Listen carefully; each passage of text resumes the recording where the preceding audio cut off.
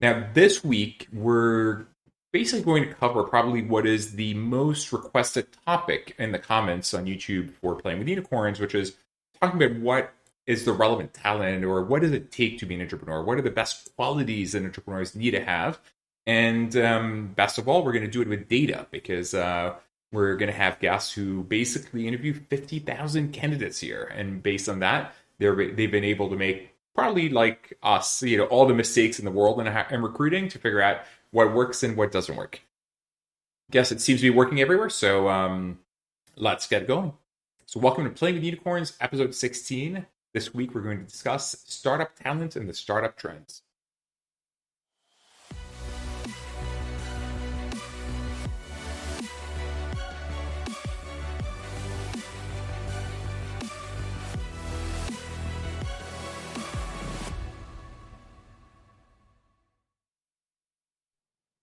So this week to discuss talent and trends, I have the pleasure of being joined by Magnus and Vegard from Antler.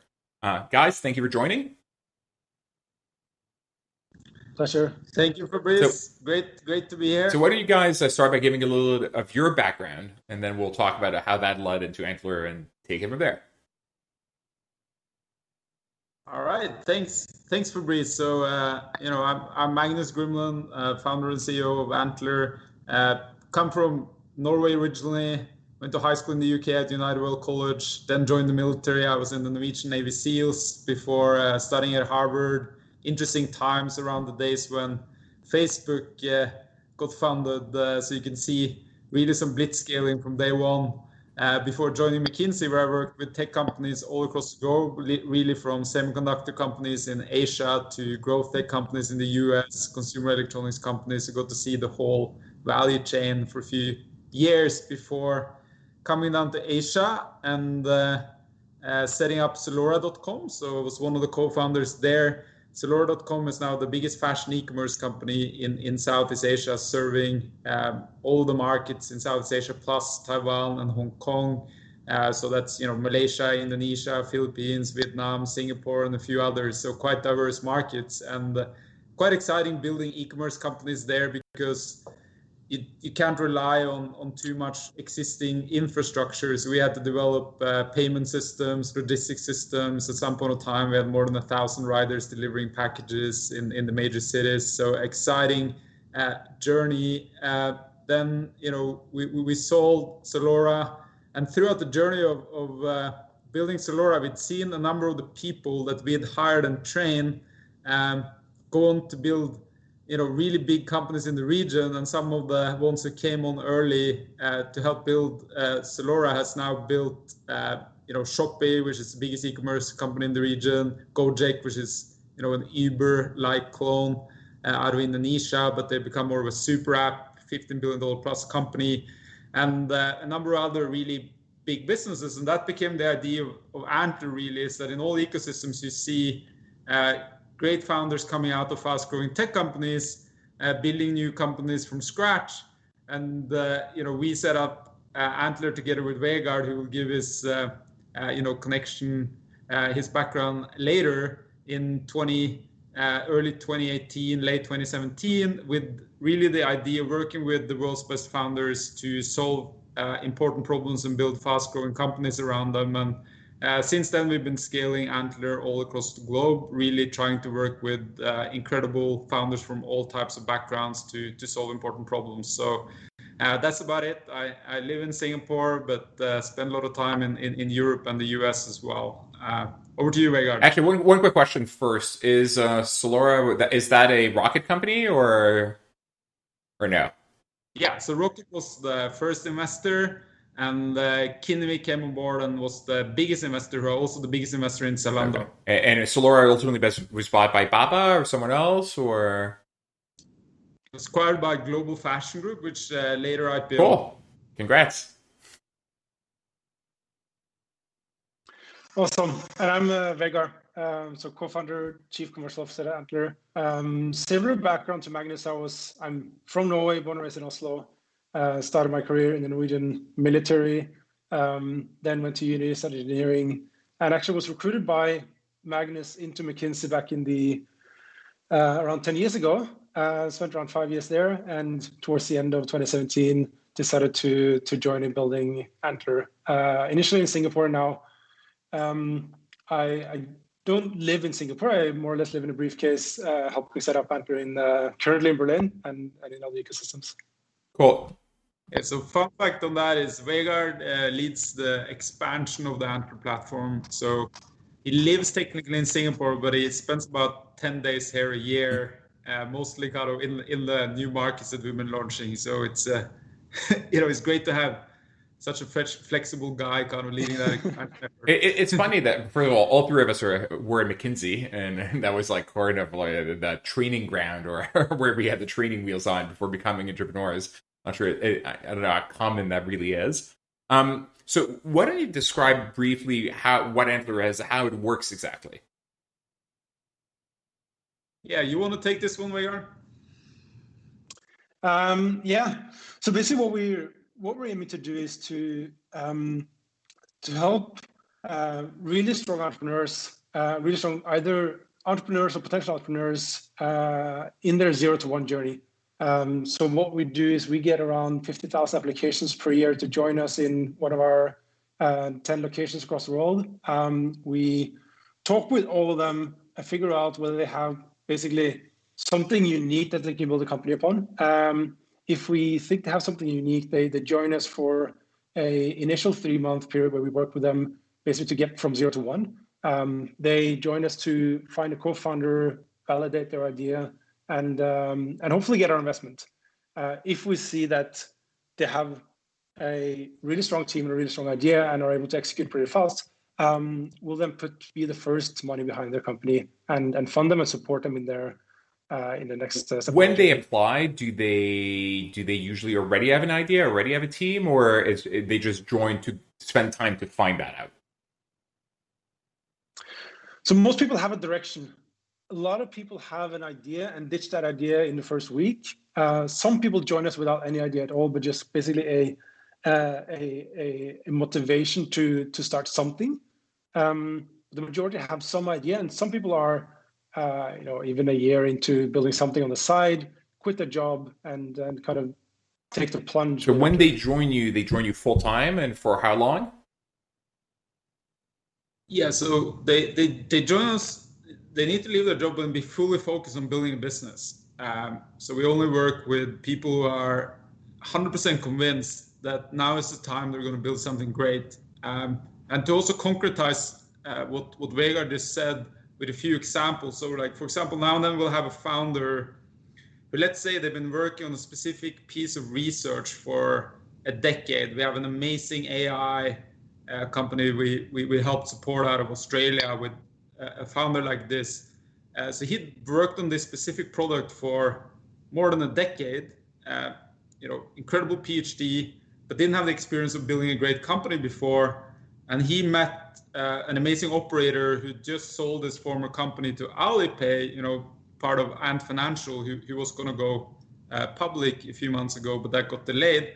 And he joined the cohort, and you have this guy with an incredible idea, with very deep research and thinking behind it, combined with a great operator. So that's kind of one example. And you did the matching, or they found each other, or just to understand exactly how it works. And also, do you pay them to go to work for you guys during the cohort or the class, or just so we get the exact details of how this works? Yeah, so at that specific time, we had about, I can't remember the exact number, but about 2,000 applicants for the first cohort in Sydney. We selected about 80 of them based on the characteristics we like to see in a great founder. And both of them were selected based on being incredible founder material. They then met each other on the first day of kind of coming into our Sydney offices when we started that 3-month journey of working together. One had an incredible idea. The other guy had just sold his business and was ready to build the next thing, but wasn't quite sure what to build yet. Really liked the other person, and over a 2 to 3 months period, they got to know each other, asked all those critical questions that are needed to ensure that you can spend a decade together building a very successful business. And then, through our advisory network all across the globe, we help validate that business model before they started working on it. So that's just one way. Sometimes, founders come in with multiple ideas. Sometimes people have quit a job and they're very deep within a specific industry and they see a value creation opportunity. Sometimes people come in with a small team that is already formed with a very clear business plan, but completely pivots that throughout the 2 to 3 months. Really, the only thing we want to get to is we want to get to incredible teams that have a truly validated business model that is solving a big enough problem to be truly scalable. And at that point, we I mean, the way I think about you guys, in a way, you're kind of the pre-YC, because people come to you without a team, without a product, or definitely with not an idea that's really fleshed out. During the 2 to 3 months, they figure out the team, the product, etc. They get your investment, and then should they want to, then they can go to traditional accelerators like YC, if required, though obviously not necessarily required. But walk me through: is there a specific start date? Is there a specific end date? Like, is it like, or are there cohorts or like that are very clear? And what's the deal? I mean, maybe, and I know the deal maybe varies a little bit by geography, but maybe give the US deal. What does it look like, in New York for the first 3 months? And then if you invest, what does that look like? And where does it go from there? Yeah, so perhaps I take the basic structure, and then Vegard, you can talk a little bit more about what happens through the program. So, there is specific start dates for the various types of cohorts that we have, because we like to have a lot of abundance of talent being available at the same time. It makes it easier for people to find the right co-founder if they need a specific co-founder, or they have 2 people and they need one more, or they don't have anyone at all. So we like to do that, but we are not rigidly prescribed to that model. So we also actually end up investing in early stage teams and bring founders on board if the timing doesn't work perfectly, because in the end, we just want to back incredible teams that are solving important problems. So most of the time, it's a specific date. So if you go on the Antler.co website and click apply, you can see all the next programs starting across the globe. But if that doesn't really fit for you, you should still reach out to us, because we don't want to be stuck on a date if that means we can invest in an incredible person. And also, this is also true with companies that have come a little bit further. We now and then also do direct investments, and we have a new fund launching now, which can also do direct investments up to Series A. So we do that as well. But the core model, which we started with and we're continuing to push very hard now, has these specific dates. And the terms in the US are $200K for 10% equity. So it ends up being somewhat similar to Y Combinator, a little bit. But that's if you invest at the end. What about during the 3 months during which people are looking for ideas, looking for teams, etc.? What's the model there? Yeah. During that period, we pay people a grant, which is adjusted to the location that you're in. So it's basically to cover basic living expenses like food, rent, and so on. Vegard, what's the grant now in the US? I think it's $4,000 per month, and for the first, you don't get equity for that. That's just to come and work and look for an idea. Yeah. So that's kind of an option for us to be able to. It gives you the option, right? So after 3 months or whatever, if you like their company, to then put in the $250K for 10% in the US, or $200K for 10%. Okay. So give me a sense of like the way the funnel works right now. You're in 30 locations around the world, like Southeast Asia, Africa, Europe, the US. You have 50,000 applicants. You accept about 1,500 of them, which I think is 3%. And of these, you fund about 250 businesses, which obviously I think is a combination of the other people, of the different founders, and of course some you decide not to fund. Okay, so now that that's a lot of people, right? 50,000 applicants building 250 companies, and I think to date you've already built 250 companies, if I'm not mistaken. Yes. Yeah. So why don't we, so I guess the basic question to go today is like the heart of today's topic of talents is like, what makes for a fantastic founder? What and I'm sure you've tried different things, right? Like how do you select these 50,000 people? So like, what's the selection criteria? And perhaps how has it evolved over time? What has proven to be incorrect in your thinking originally? What has proven to be correct? Whether you over-index or under-index, so we get a sense. Yeah. So the way we look at it is that there are kind of three areas in which we arrive at founders kind of really need to excel. So one of them is we want to identify a spike, right? We want to see that this founder or this individual has something that they're incredible at, and that can really be anything from being incredibly deep in a specific subject matter to being incredible at sales. For example, the type of people who can walk into an elevator with 12 strangers and then be friends with everyone when the elevator hits the bottom floor.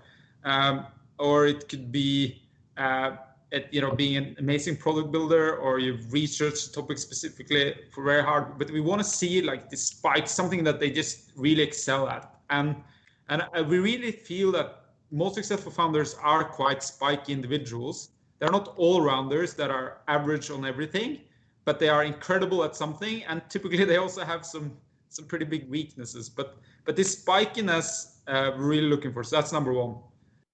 Number two is we want to see drive. And that's the ability to execute and get things done. And there are kind of two parts to this which we have observed, which is a certain amount is related to passion. Like, how passionate are you about succeeding in what you're trying to accomplish? And part of it is based on this kind of skill set of turning words into action, or turning plans and objectives into action. And the third aspect we're looking for is grit. And probably one of the areas that we are indexing more and more for is this one called grit, which is really the ability to stay on and not give up when you hit hard moments on the journey in building your business. Because any founder who's out there who's ever built a business, they know that there are some incredibly hard times to get there, some incredibly lonely times. Sometimes things are not going the way you want, or there might be an immediate crisis. And a lot of teams we've found, actually excellent teams that are working on things that really make sense, fail because they don't have that staying power. And we also get, you meet founders, and I think most people watching this and listening to this also will know founders who've kind of built 7 or 8 companies the last 5 years. That for us is a bit of a warning sign, because it means that you try something, and then 3 months later you decide, I don't want to do this. You jump on something else. Then you jump on something else. And great founders, they might in the beginning test different ideas and test different directions, but when they feel they have identified a problem and really validated that business model, they pounce on it, and they really, really try to make it work until they kind of pushed all necessary buttons. And this is something we test for quite but lots of things to unpack here. I mean, I heard someone spiky that's really good at something else, at one specific thing. Number 2, someone who's super passionate. And number 3, a lot of grit. Now, let's talk through the process, right? Like, you get 50,000 applications. What do you do with these applications? Do you talk to all 50,000 of them? Is it one interview? Is it multiple interviews? Like how do I get in, basically? Because the follow-up question to that is going to be, okay, how do you if it's one interview, how do you test grit on one interview? Yeah. So typically what we do is people apply at Antler.co, they leave their email, LinkedIn, and that's it. And then we typically send them a follow-up questionnaire. We just ask them a bit about their background, their motivation, what they want to build, if they have a specific idea. And the most important part of that is hearing 1 or 2 stories of just things they've built before, things they've done before. And that's in writing. Like, you can ask. That's in writing. Okay. Yeah.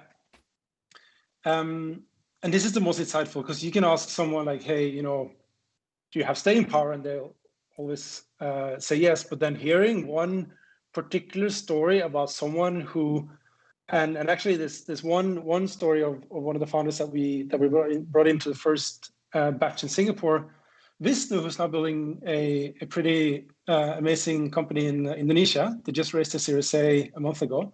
And he wrote this story about when he was at Gojek. He was employee number 20 at Gojek. He wrote this story when he was about to launch a separate business line for them called Go Life, which now is probably worth $1 billion in itself. It's a massive part of Gojek business today. But when he launched it, he was only himself and 2 interns. And they were supposed to launch this product. They had recruited some. So Go Life is basically a platform where you can get your barbers, shopping, like any kind of small service delivered to you. And they had gotten, I think, 1,000 different small vendors on board this platform. And then they were about to go to the Gojek product team to get the product launched. And the team had this one massive burning issue. So they said, hey, we can't do anything for you for the next couple of months. And then Vishnu said, hey, can I just have these 2 interns? We'll see if we can figure it out. And they basically hid down in the basement for 3 weeks and hacked the product together, launched it, even though people kind of continuously went to the basement to tell him no, and got it through with a team that basically he had no idea how to code. And I think the 2 interns were still in uni. And kind of that story just gave us the conviction, like, hey, we don't know what he's going to build, but we know that if it goes at something, it's going to be. So the question you asked was like, tell us a story about how you've demonstrated grit in the past, right? That's kind of the question you asked. Okay, so you review the questions. Exactly. Is it one person? Is it many people? Is it like a committee, or how does it work exactly? So the way it works is that we typically sometimes 2 people read the application. Then we invite people to a short interview just to kind of talk to them, get to understand them. So this is a 15-minute, more kind of like, hey, do you know what this is? Like, just getting quickly to know them. And then they typically go through 2 interviews, focus on different things. So one is basically looking for like, do they have the drive? Do they have something that we think is really interesting, like this spike? Try to identify that. If we like kind of the content of that interview, we typically take them to the next one, where we go deeper into what they want to build or deeper into their prior experience. So try to kind of understand, like, and importantly, we're not trying to see like, hey, is this kind of a well-rounded high achiever in general? But it's like, is there 1 or 2 things here that we think is really standing out? And those would be different interviewers for the 2 interviews. Okay. Yeah. So typically 2 1-hour interviews and a questionnaire, and you think you can assess like spikiness, passion, and grit. And I guess you said you use signals for grit. Like, do they switch jobs all the time, or do they switch projects that they're trying to build all the time? Is there something that is like a very clear signal that someone is going to have grit? Because someone who stays at the same job for 10 years doesn't necessarily mean grit, right? Like, it could be a negative as well. Yeah, exactly. So I think what really helps is asking for really challenging situations, specifically in work. But if they don't have good examples from work, then personal situations, and how one reacted to that, right? Or get to some moment in that person's life that was hard, and how that affected their life journey, right? So that's really where you want to get in the interview. And obviously we have this 15-minute screening interview, and then we have the 2 partner interviews after, and that's a core part of that process. And I think another point on these things that we've identified is, I think, incredibly important is I think none of this is things that you're born with, right? I think a spike is something you might be born with it. So I think some people are, but it's also something you can develop. Drive, I think part of that is driven by truly being passionate about something. And part of that is honing your execution skill set. And the third, grit, I think is a lot about building mental resilience, right? So, to draw some parallels back from my Navy SEALs time, we'd have incredible athletes come in and try out for this course, or in the US it's called BUDS. Like, we'd have the Norwegian champion in swimming, Norwegian Olympic skiers, all this type of stuff coming in there. They're from a physical perspective, they were way more ready to do that selection period and that type of training. But some of them hadn't built the mental resilience to get through. I think the people who got through are people who just decided there's no other choice. Like I'm gonna do this. There's like, unless I get injured or I die, I'm gonna do this. That's the type of mindset you need to have. And I think it's the same type of mindset we are really looking for in the entrepreneur and testing in this way, where they come in and you get this feeling that they've decided just to succeed. But there's a saying though that in entrepreneurship you want to fail fast, and is there such a thing as being too stubborn? Like you're beating a dead horse. Like it's never going to work. You're too far away from like the customer acquisition costs that you need to get to, or the product market fit, etc. But you're so gritty that you keep doing it and doing it and doing it, and like you end up wasting 5 years of your life. Yeah. So we truly believe in that, which is you should test things. And then during the 3 months period, we test a number of different ideas quickly. And we test them in the way where we even go out to the customer. And also when we've invested in this company, we do, really believe in kind of fast pivoting and, trying to test the business in different ways. What we don't believe in is, spending a lot of time thinking through what you're going to build and raising $1 million from friends and family, and then trying to do that as hard as you can for 6 months, and then you figure out it didn't work, and then you just jump on another idea, raise another $1 million from friends and family, and then try to make that work. We want to ensure that as much of that trying and failure happens prior to really starting the business and started spending capital, and then ensuring that you build resilience in a way where you can test different things on the way and pivot your business and still survive as a company, because then you can build on all those learnings to be truly You're successful. not looking just for CEOs, by the way, right? Like you're also looking for COOs or head of sales or CTOs. I mean, is there a mix of what you're looking for in the 50,000 applicants and then the 1,500 that you take, or no? It's an insane amount of diversity. There's typically 3 buckets that you can't bucket people like that, but we think about it really like 3 areas really of people we bring in. There are product builders, developers, engineers, people who can build something great.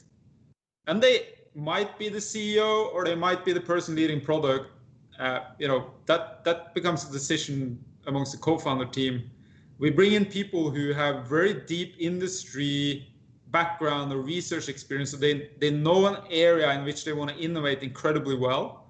And then we bring in more kind of operators who can really go in and that we believe can execute and be the operational brain or the sales brain behind the company. So those are broadly kind of the 3 buckets, but there's an insane amount of diversity in type of wait, I heard 2 buckets. I heard people that can build stuff, product and tech, and I heard operators. What's the 3rd bucket? Yeah, the 3rd bucket are people with deep industry experience or research expertise. So this is like, for example, if you're trying to disrupt the complex part of the shipping industry, you benefit quite a lot from having one of the co-founders spending 10 years in that industry and knowing it inside and out, and where there's real value creation. We're definitely seeing that in B2B marketplaces. It helps to come from the industry because you need to change behavior, and so you need to be connected. And of the 1,500, the 3 buckets is like a third, or there's way more product people or way more operators, just so I get a sense, or is it random? Is it like if the people are amazing, you take them and it doesn't matter what it is, or do you try to have a balance? We try to have a balance. Vegard, what's the latest stats there? So typically it's probably split equal between the sort of techies and the operators, and then with a slightly smaller share of kind of deeper industry expertise. So maybe 20% industry expertise, 40 tech and So operators, on our end, for roughly. the CEO, and it doesn't matter whether the CEO is the product person or the CEO is the operator, etc. We've historically found that we need them to be amazing storytellers. That they need to be able to sell it, to weave a compelling story that draws especially for fundraising, investors in, but also PR, other talent, etc. And I was surprised, at least for the person who's going to be CEO, that was in one of the criteria that you were looking for, like storytelling skills. Yeah. So the thing with so we look a lot at the kind of the communication skills when we take people into the program. The unique thing about the model that we have is that we look at individuals, and then we don't know who's going to be the CEO, who's going to be CTO, who's going to be kind of the what roles people are going to have. So then we bring in people and try to kind of get a good mix of this batch, and then the second decision point is when they've gotten the team together, got their idea together, figured out the roles between themselves and started to execute. That's when we're starting to look at the team as a whole, and basically. There's a lot of things that we look at when we then decide who are the ones that we're going to offer to invest in, but you could kind of boil it down to two things. One is, does this team basically have a trajectory? Are they moving in a super steep direction, meaning are they executing fast and learning really fast about their market and users? And the second thing is, would I work for them? Or would I consider, can I see myself working for this team? And if you kind of check yes on both of these things, then you kind of you have a team that we think we can actually, just to get a sense of scale, the 1,500 people create how many teams? I know you backed 250 out of those, but like how many teams do they create, the 1,500? Yeah, so out of, let's say, a typical batch could be around 100 people. They would form something like 35 to 40 teams. Of which we would typically back around 15. Okay. And are there actually a lot of questions still on talent? Are there skills that originally you thought they're absolutely necessary and they prove to be overvalued and not as relevant as, let's say, grit, for instance? Like it sounded like in the beginning you probably undervalued grit. Is there something you overvalued? I think I'll say a few things and then Vegard, you jump in. I think we did in the beginning put too much weight sometimes on people's CV. So if people have been to really impressive places prior, we gave that too much weight. So that's we still bring in a ton of great people who've been to amazing places before, but that we probably gave it too much weight. That's one. I think the second thing is we brought in. I like this thing that Hastings talks about in the Netflix book, which is there's a few kind of brilliant jerks out there. I think that's what they call it, like brilliant jerks. Which there are a ton of really amazing, very successful founders that are brilliant jerks. So we back a lot of them, and I think some of them have really changed the world, but you need them to be able to work with other people and inspire co-founders to work with them and communicate with them. So we had some absolutely insanely brilliant people coming into the program in the early days that just weren't able to work with anyone else. It was like 99 other people there who wanted to work with them because they were so brilliant, but they just didn't make it work. And then you could just even sometimes we'd move them to another court, we'd try with another 99 people, it still didn't work. So there are some exceptional people out there that are just not able to bring together a team. And that's probably one thing we didn't check hard enough for in the beginning, but now it's become a bit essential. And Vegard, are there fundamental differences in founders across countries, or is it the same selection criteria, the same things you look for all around the world? Like, or is there a fundamental difference if you're in Kenya as a founder that you need to look for versus Sweden versus the US versus Singapore or Australia? Yeah, there is. So we try to look for the same the same things, and which is easy because like what we're basically looking for is like, is there something amazing about this person? But so I'd rather kind of talk about some of the teams that we kind of back. You do see some like archetypes, like so out of Sweden, for example, you see like the typical like the Scandinavian, very humble engineers that are like, they don't make a big case out of themselves, but like they work super hard, learn super fast, are super intelligent, and they're super humble, and they don't sell themselves at all. So kind of as an investor, you need to really kind of shake it to understand like there's something awesome here. And I think there is I talked to some of the early investors into companies like Spotify, where they said like, hey, this founder was obviously amazing, but like really hard to understand it because like they were quite introverted. It's kind of the Swedish, very humble builders. You have a lot of the people in Indonesia that are successful are like incredible hustlers, because in order to succeed in Indonesia, like, yes, you need a really good product, but actually there's a lot of like just hustle that you need to be able to solve the friction that is in the Indonesian market. This is probably the same as well in places like Kenya. And obviously in the US, you have people who are amazing salespeople and really kind of need to screen for a bit. Like, is there sufficient stuff behind this really, really great sales pitch? Like, do they actually have a product? Is this an Excel sheet with a good pitch and a nice interface? And obviously you're building teams, right? Like, so as you said, you have 100 people. If you have 100 people in a cohort, they'll lead to 40 teams or 35 teams.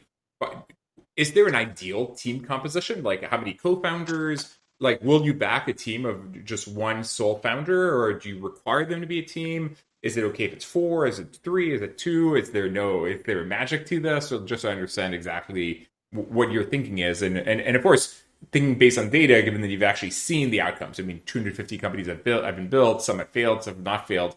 And I assume that team dynamics might be a fundamental reason a lot of companies fail. Yeah. Yes, we used to have actually as a rule that we would not back single founder teams. And one of the learnings we had is that was a bad decision, because there were a few single founders that we didn't end up investing in who went on to do incredibly well because they'd find a co-founder or their team after us because they were just such inspiring individuals. So that's one rule we got rid of. In terms of the stats currently, looking at all the things we've done, which is obviously still early days, but it looks like, and we need more data to kind of put this convincingly, but it looks like 3 co-founders is pretty ideal, 2 quite similar, so 2 or 3 works incredibly well. 4 have worked a little bit less actually than 3 and 2, and 1 less than 2, 3, and 4. And then if you get in the kind of 5, 6 territory, we haven't really experienced yet. But it seems like they're kind of a deal, at least as far as we've experienced so far, is in the kind of 2 to 3 range. But it's obviously somewhat influenced by the way we are doing things. In terms of the composition, we do think that first of all, the most important thing is to understand that you share a common set of values and a common set of kind of passion and a common understanding of what you're going to do together, right? So this thing, I think, that is incredibly important.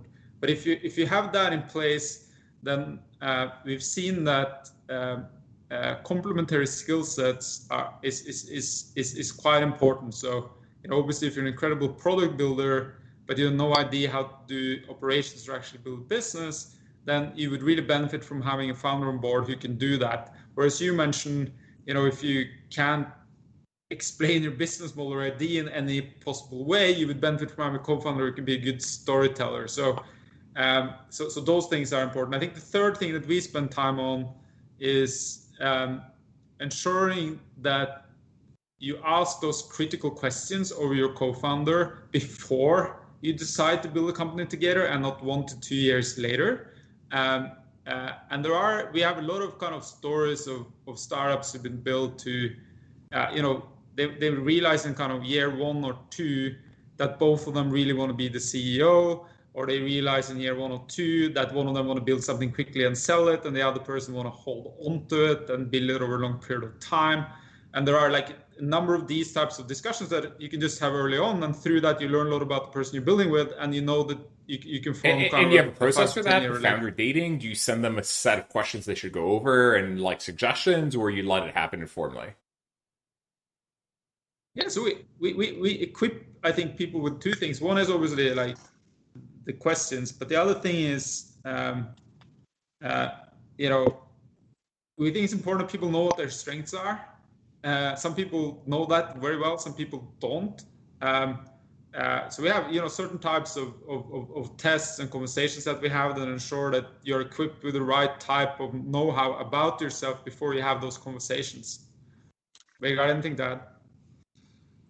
And we also spend quite a lot of time in the beginning of the program, kind of just like we don't want to be prescriptive. We take in amazing people, and it's their journey to figure out how they want to do this and who they want to team up with. We give them a bit of kind of ways to think about this. And one very important thing that we spend a bit of time in the beginning is like make sure that whatever kind of co-founding relationship that you have, it's very easy to jump in to say like, hey, I'm a commercial person, I'm looking for a techie, and as long as we have kind of a complementary skill set, then that's great. And then we say to that, we typically say, hey, this is probably the last thing.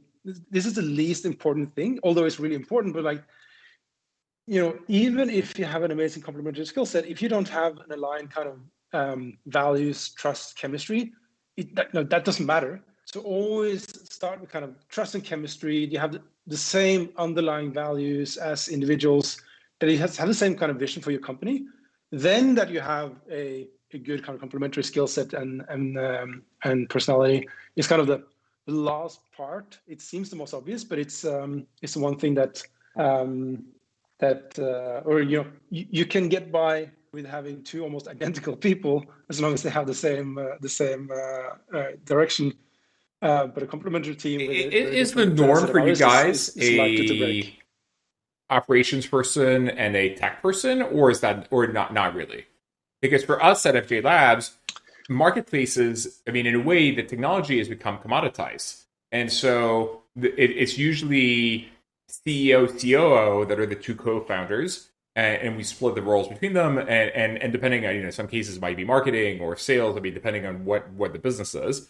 And the CTO is often a co-founder, but not nearly as important. And when we think of equity split, it may be between them. It may very well be like whatever 50, 40, 10, right? Like it may because we're not building tech companies per se. I mean, it's tech enabled, and there's tech, but if you're building an e-commerce site, you go to Shopify, right? Like you're not building, it's not as complicated as it used to be. So I'd love to hear how you guys think about this. Yeah, I think it depends a lot on the business model, right? So if you're building a deep tech AI on the edge company, you probably benefit from one of the co-founders knowing AI incredibly well and being able to build a product around it. But if you're building a direct-to-consumer beauty brand, your tech stack is Shopify, and you probably need to more ensure that you have someone who knows sales incredibly well and can build that type of product incredibly well.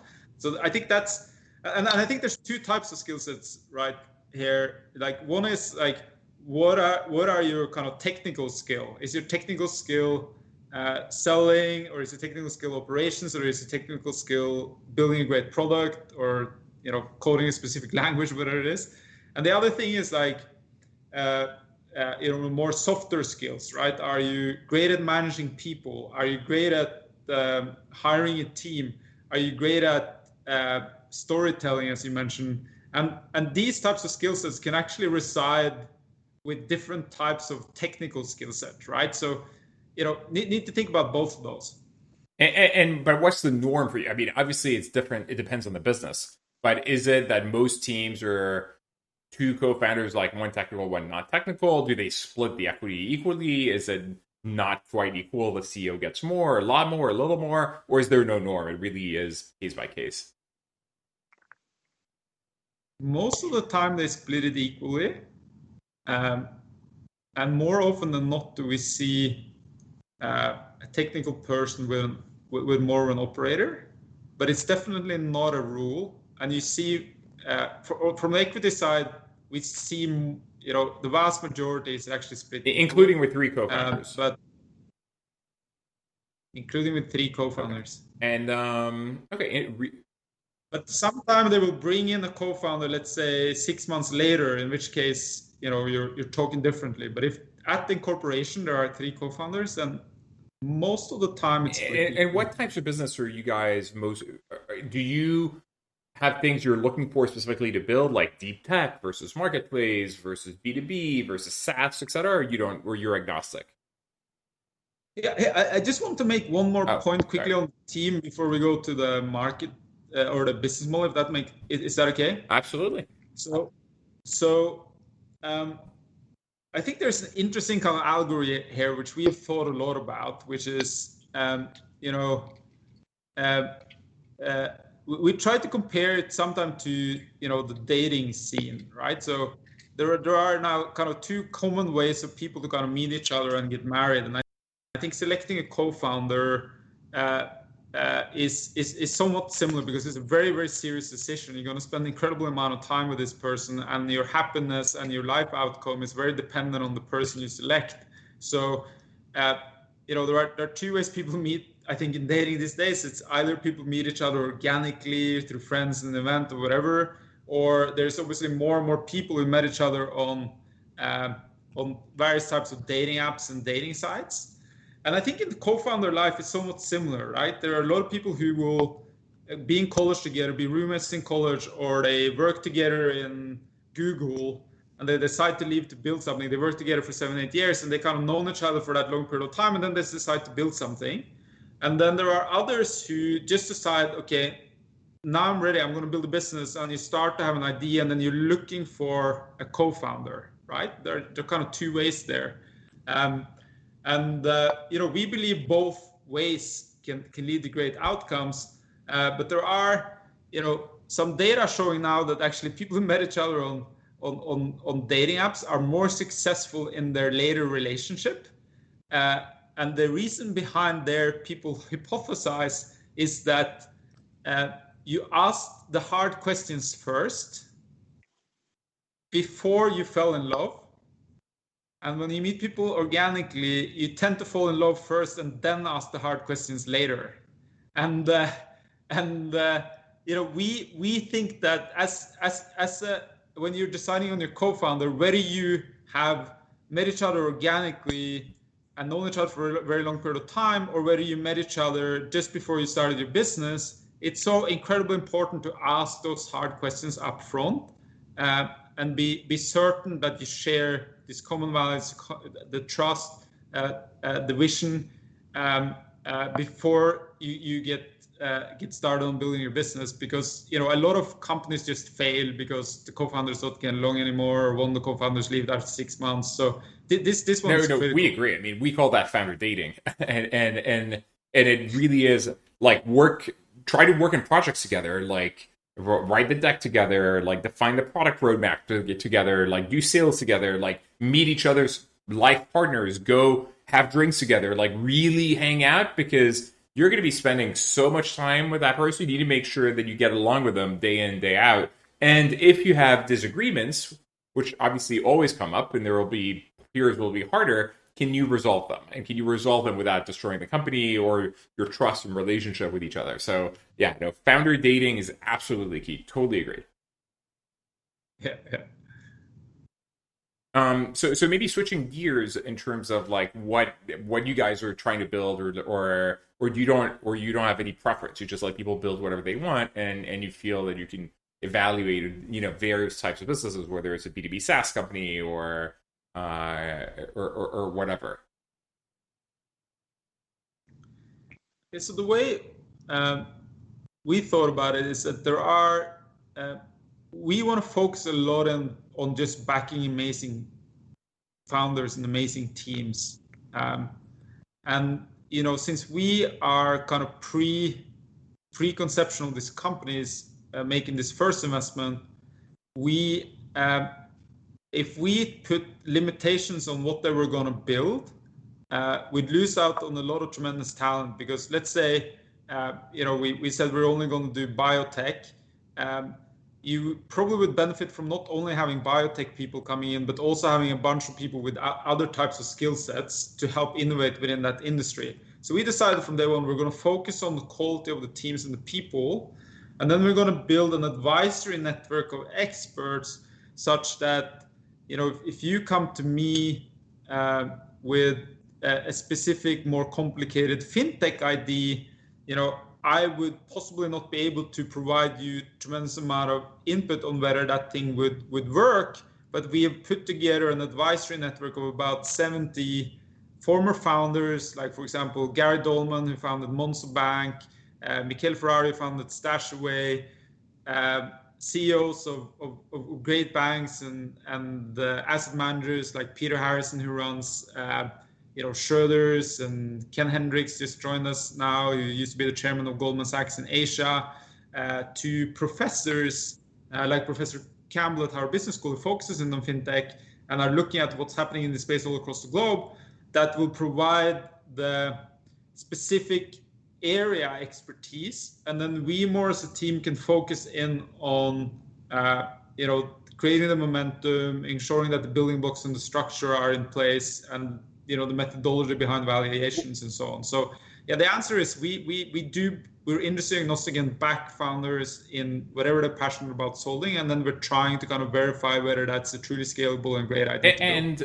what's your investment committee process like? Is there a demo day where everyone's pitching you for how long? Like, how do you decide whether or not you're putting in the US, if I recall, it was $200K for 10%. Like, what's that process like? Vegard. Yeah, so the way it works is that so in each of the funds, we typically have 2 or 3 partners who have worked with these companies for the last 3 months and know them incredibly well. We also, so these are the most important elements of the investment committee. We also bring in typically 1 or 2 of our partners from kind of the global team or another team at Antler to both kind of ask the questions on, like, is this a team we want to back, and sort of make sure we haven't fallen in love with purely fallen in love with the people. And we bring in normally also 2 investors from that local ecosystems who are typically partners in tier 1 funds who have a much deeper view from their own kind of sourcing on what is really fundable at seed level, and also to kind of open the kimono a bit to build an ecosystem of investors around Antler. And one important point, we actually had a run through before Christmas of, like, what are the biggest learnings from our investment committee so far. Went through all the different decisions we made, and also went through what are the places where we made potentially the wrong decision if we hadn't backed the team, or there's a team that we initially said no to, but kind of luckily said yes to after. And turns out, I think in almost every single case when we said no when we should have said yes, we typically overfocus on the idea. Like, we had incredible cheerleaders for the team, and we loved the team. They were moving super fast, but we didn't have the conviction on this idea. We didn't think this would work, and turns out we're more often wrong on that than we're wrong on the team. So we're kind of taking that to heart to say, let's be humble on our ability to predict the future in 10 years in every single industry of the planet, in every single geography, and just rather be really sharp on, is this team moving at high pace, and we think they can. And they're pitching the partners for what, 1 hour? So typically lasts 1 hour. Okay, pitch to the partners, and then you say yay, nay. And what happens if once you say yes? Like, do you help them organize third-party fundraising? Do they like what happens next? Okay, so they get your money, they're incorporated. Presumably, they might not even have been incorporated before. And then what? What's your life or role in that? Yeah, so now we're kind of roughly in the mid. So the sort of formal program lasts for 6 months. First 3 months is 0 to 1, and then we make the investment decision to say, hey, we're going to back you, and then we have the next 3 months, and actually, you could argue that we sort of then basically support them all the way until they have an institutional raise. The next 3 months is basically a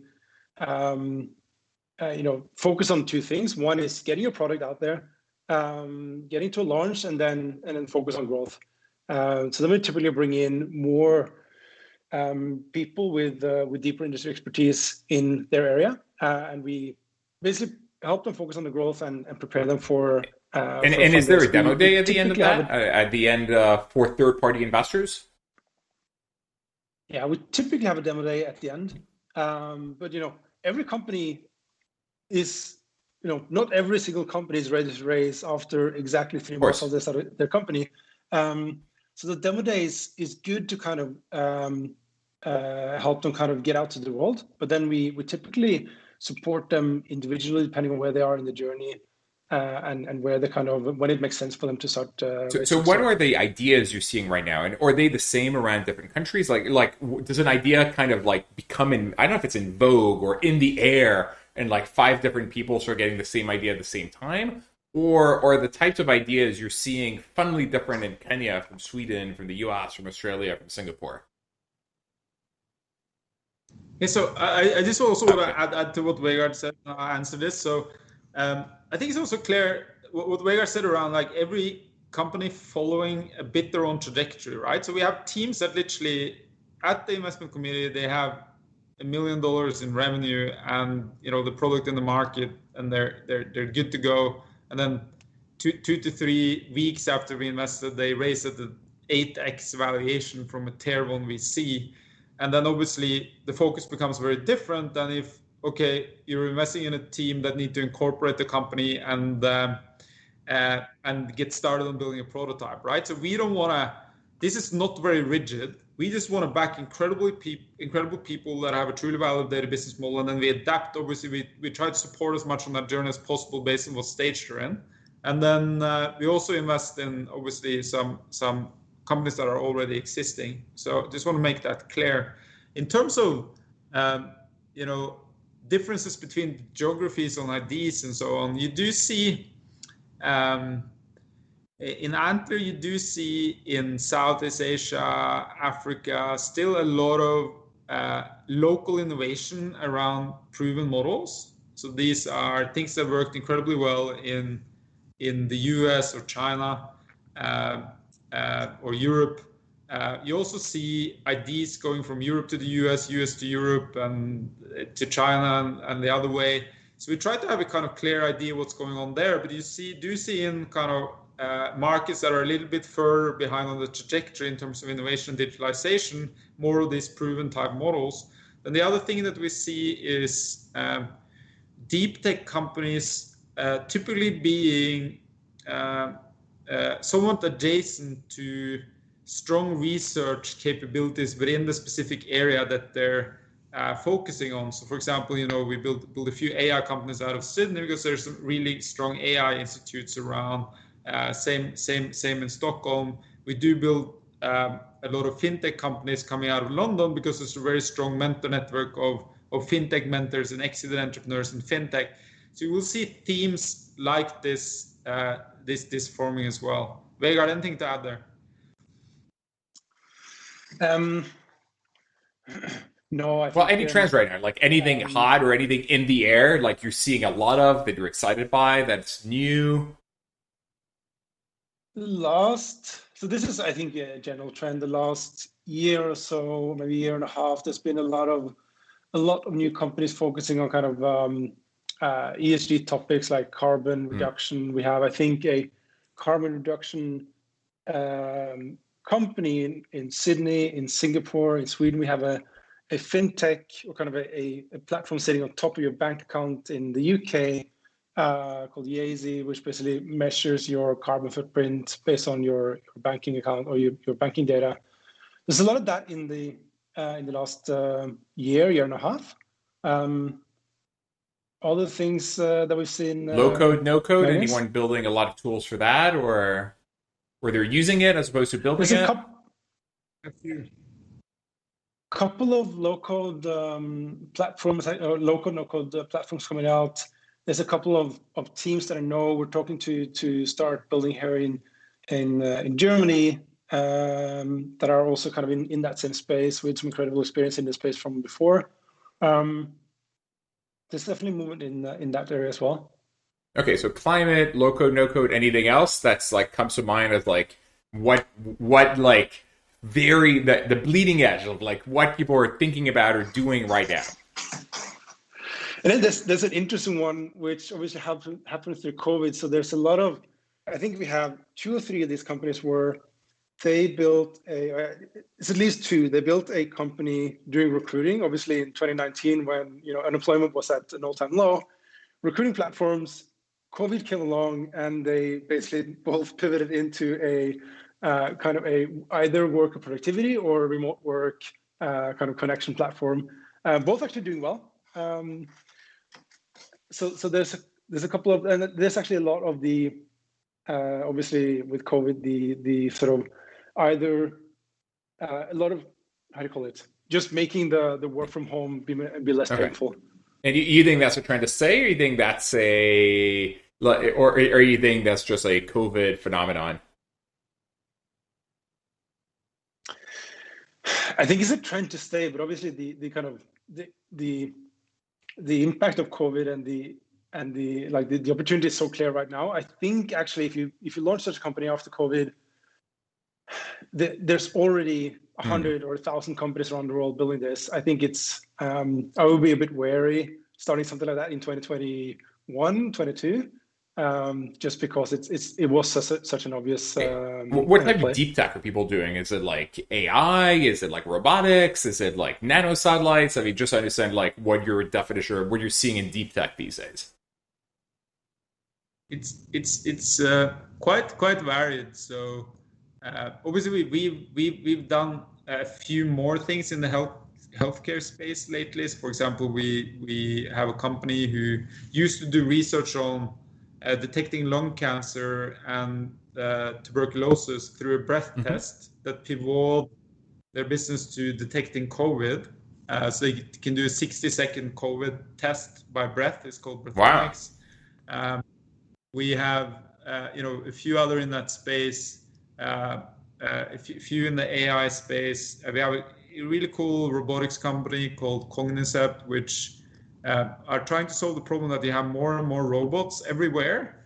But still if the robot fails, the way to fix that robot is to call an engineer, and an engineer needs to go to the robot and fix it. And it costs a ton of money, and the robot isn't doing anything while it's there. But most of the time, like I think there was, for example, in warehouses and hotels, most of the time when the robot fails, it literally doesn't know where it is anymore. So it's like a location failure thing. So you can literally take these robots over remotely, drive them back to wherever they came from, and then reset it, and then it knows where it is. And you can. So what they've done is created a remote solution for troubleshooting robots, and then you can take away about 80% of the time that an engineer needs to come in and fix the robot in person. And obviously, once you do this remotely, you can download all the failure data sets to help improve the algorithm that governs the robot. So this is a super interesting platform called Cognicept, and we have a few others in that space. I think the thing that is incredibly important for us when we invest in a deep tech founder is to ensure that they are close to kind of leading edge within their field, because I think there are so many. For example, if you take battery technology, there's probably thousands of new battery technology startups out there today, and a lot of them are working on the same technology. Yeah, V-Flow, graphene. And the ones that are, and the ones that are going to win need obviously the combination of access to talent, access to capital, with really kind of amazing access to deep research. Are they really the ones who win? I mean, what about commercialization, right? Like if you're the very best scientific team, but you don't know how to get sales, maybe you don't win. It's a question, by the way. It's not a statement. It's Sure. Yeah. I do actually think for real deep tech companies, being leading within the field of the research is actually required. And then if you have several people who are more or less at the same level in terms of where they come with their research, then obviously the commercialization skill set will define who wins. But there are so many battery teams out there who are just far behind in terms of their technological skill set to be able to deliver a better product than 500 other teams out there. And so it's kind of like, it's a base level of kind of know-how that's needed. And then after that, commercialization starts to matter. When am I getting my replacement for lithium ion that's cheaper, safer, doesn't blow up or catch fire, and costs 10 times less, and perhaps charges 10 times faster? When is that coming? You don't know. Yeah, exactly. Hopefully soon. Anything we didn't discuss, or we didn't touch upon that we should, you think? So I think one point that I'm quite passionate in terms of validation is I do feel a lot of teams don't go deep enough in the validation of what they're working on before they start spending a lot of capital to kind of bring it to the market and try to get it in front of the customer. And we see this quite a lot. I think there are some basic principles there that are quite easy to follow. That doesn't mean that you will get slower to the market either. It just means that you've gone deeper in your research before you start spending money, so that when you start spending money, you're kind of using it on the right things and getting to the market with a better product and quicker. And I think, simply kind of, if you're building a B2B business and you have a great idea in terms of what you want to build, then write down the list of the top 100 companies that would buy this product and just go there and try and sell it to them, right? And then, some people might even buy it, in which case that's a strong signal that you're onto something, and they'll still provide you feedback. Some people might sign an MOU or an LOI with you that when the product is ready, they're interested in it. And some people might just say this is crap and give you a bunch of feedback that is very useful for you. They might still be wrong, right? But at least that feedback is incredibly important. And we see so many, I think, founders not doing that deeply enough before they get started. And then the first time they actually end up talking to a customer, or at least 100 of them, is kind of 6 months to 12 months into. So do you have a validation checklist of what you want them to do? Do you do like landing page analysis or customer acquisition cost tests or sales tests? Like, is there something you expect to see before pulling the trigger? And at what point do you build an MVP? I mean, one of my first episodes here was like, by the way, build your MVP for like 15K or 20K. I mean, maybe in deep tech you can't do that, but for, whatever marketplace you probably can. Don't go and spend $1 million before you've actually verified you have product market fit. Yeah. So I totally agree on that. But the question for you is, what's that validation checklist? Like, how do you know you've done enough and now you can pull the trigger? Yeah. So I mean, for us it depends a bit, because some people have been working on their idea for like 2 years before we start working with them, and some people have been looking at it for 3 to 4 weeks. But we want to ensure that you've seen a real effort towards kind of doing that validation. So for example, B2B, we have a checklist of kind of identify your most likely customer, try to get in contact with 20 to 30 of them, more is better, push for a sale, push for an LOI, MOU. If none of that works, like gather the feedback, and then think about how that feedback adapts the way you approach it. So that's more or less what it is. And then for B2C, there is a very basic aspect of you having kind of B2C customers all around you. So I mean, that's an easy thing to do. If you have time and can go a step deeper, you can create a landing page and actually try to sell the product. And from that, you do get a reasonable kind of view on what your CAC is and your conversion rate is and so on. If you don't have time to do that, then just go to the local shopping mall and talk to like 200 people that pass by you. So it depends a little bit on how much time the team has had to work on this. So we don't have a kind of a bar they need to reach, but we want to get as much information as possible. And this, by the way, is one thing.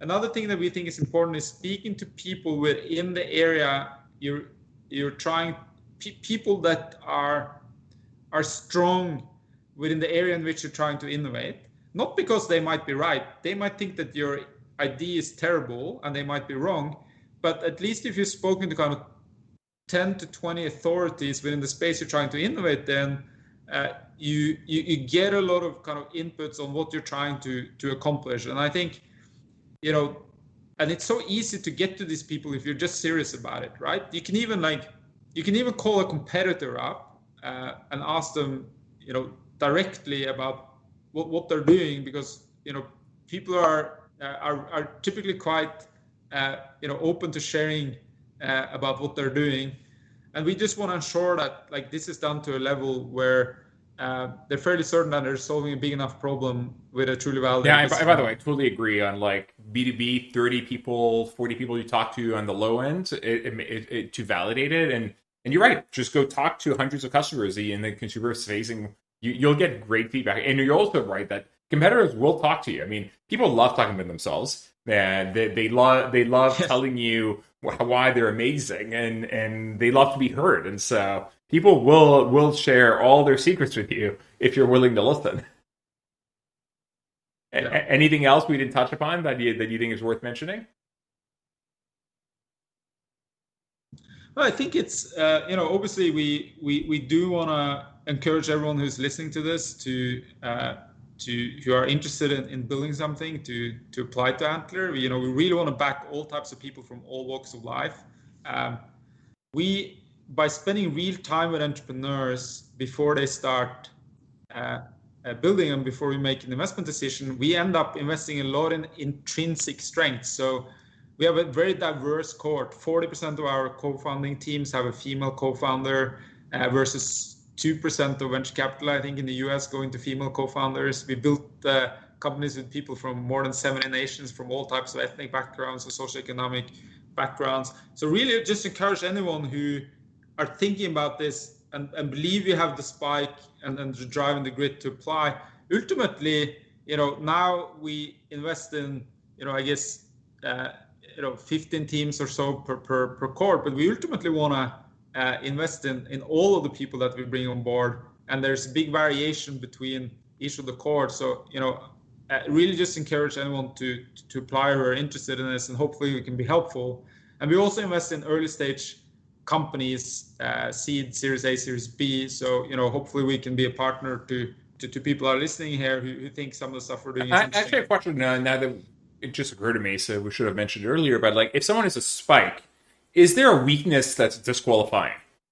Because you don't get all random people, so they're amazing at blah, but they're really bad at whatever. Is there something that you're like, okay, if you're really bad at that, no, or not really? As long as you're fantastic at something, whatever that is, it's okay to be weak in other areas. Yeah, Vegard, do you want to answer? Yeah, obviously there's typically at least two people in a team. One of the people in a team, and ideally everyone, need to be amazing at hiring, because you're not going to you can get off the ground, but you're not going to be able to build a really amazing company unless you're able to build a really, really strong team where kind of level 2, 3, 4 below the CEO is also amazing. That's kind of I think the only thing that I would call a disqualifier, but obviously it's, you have people who are also kind of brilliant jerks who have been able to build really strong teams because they're so brilliant. So it's never a black and white situation. Well, so basically, if you're an aspiring founder, you're currently at a job and you're ready to quit the job, and so in the next 3 months, looking for co-founders, looking for ideas, and hopefully build a company, apply at Antler.co. Okay, yes. Perfect. Well, Magnus, Vegard, thank you for joining us, and I hope this will be fun for all of you guys out there, and apply if you're aspiring entrepreneurs, and I'll see you at the next episode. Thank you. Thanks a lot.